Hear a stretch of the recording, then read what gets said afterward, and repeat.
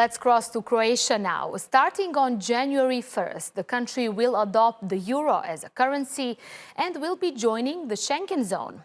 Border and customs checks will be abolished between Croatia and other Schengen member states for people crossing via land and sea, while checks at airports will be lifted from March next year.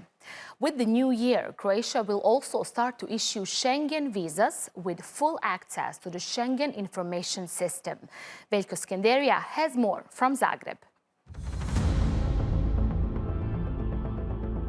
From January 1st, 2023, Croatia joins the European Monetary Union by adopting the euro, but also enters the Schengen zone. That will make it the guardian of the external borders of the European Union.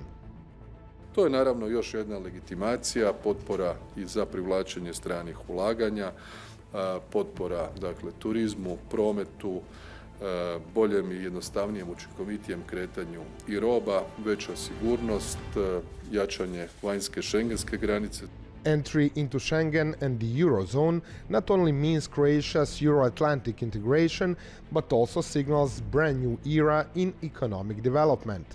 Ulaskom u Schengen, Hrvatska na karti potencijalnih zemalja gdje bi se moglo i trebalo investirati je vidljivija. I to će biti u tom sekundarnom učinku puno značajnije od ovih uštede troškova na granicama, čekanja na granicama.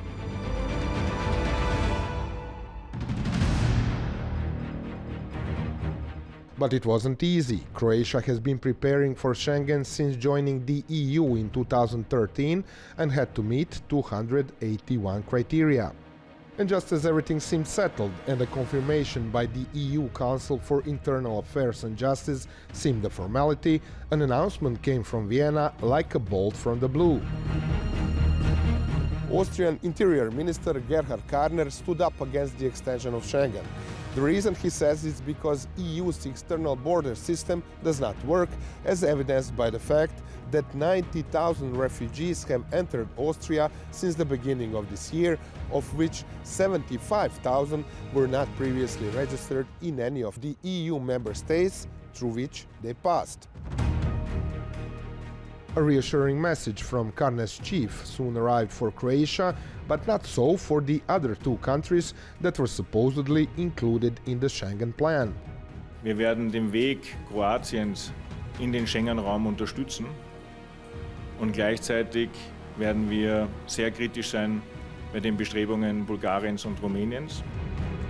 Bulgaria and Romania are yet to be given the green light. And despite speculations about the true motives of Karner's statement, he isn't alone in his concerns regarding migrants.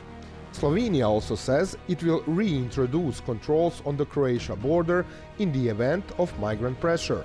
But Croatia says this is part of normal procedure. S obzirom na procjenu rizika, analizu situacije mogu privremeno uvesti te kontrole koje možda nešto malo uspore, ali to više nije ona klasična kontrola koja se provodila ili još uvijek do 1. siječnja će se i provoditi na našim granicama. Božinović says police will now be redistributed from former border crossings to mobile patrols. Croatia is cancelling as many as 73 crossings towards Slovenia and Hungary and shifting focus to the east, which worries its neighbors in Serbia and above all Bosnia and Herzegovina. In Bosnia and Herzegovina are afraid that the stricter border controls are set to come into effect once Croatia enters the Schengen zone, and that will translate into longer wait times at the border, especially for exporters. The vast majority of Bosnia and Herzegovina export to the EU pass through Croatia, so many are asking if there are enough border crossing to meet the new reality and if the risk of delays and fines will put a damper on business. But the Bosnia and Herzegovina Chamber of Foreign Trade reassures exporters that they are working on solutions. Znalo je se zapravo da ćemo neke granične prijelaze morati uspostaviti. Primjerice, naš Svilaj je prijelaz koji postaje vrlo frekventan, završetak autoceste i priključenje unutar zemalja članica Europske unije, ali to je kategorija graničnog prijelaza sa oznakom privremeni. Dakle, sad tim međunarodnim sporazumom treba ga utvrditi kao trajni granični prijelaz. Dakle, puno je toga što nas još čeka.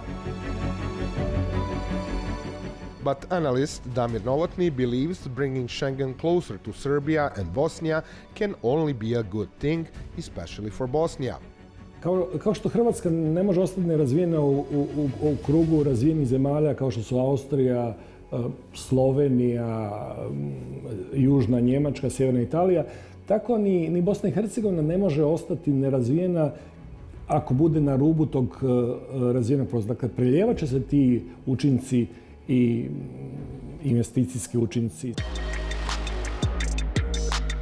Also, Croatian customs police say fears over queues and waiting times are unwarranted.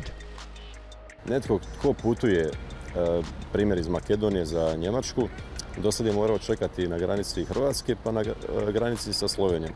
Međutim, sada će imati jednu granicu, ništa duže neće čekati nego do sad, a neće više imati tu drugu granicu i znači vrijeme putovanja će mu biti puno brže.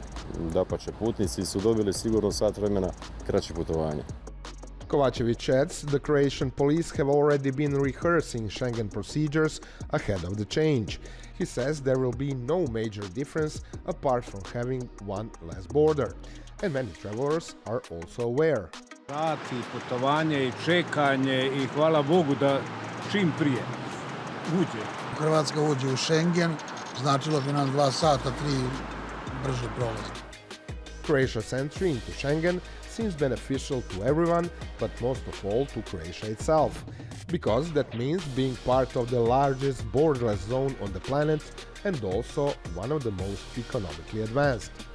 Veljko Skenderija, TRT World, Gradiška and Zagreb. Thanks for watching Across the Balkans. See you next time.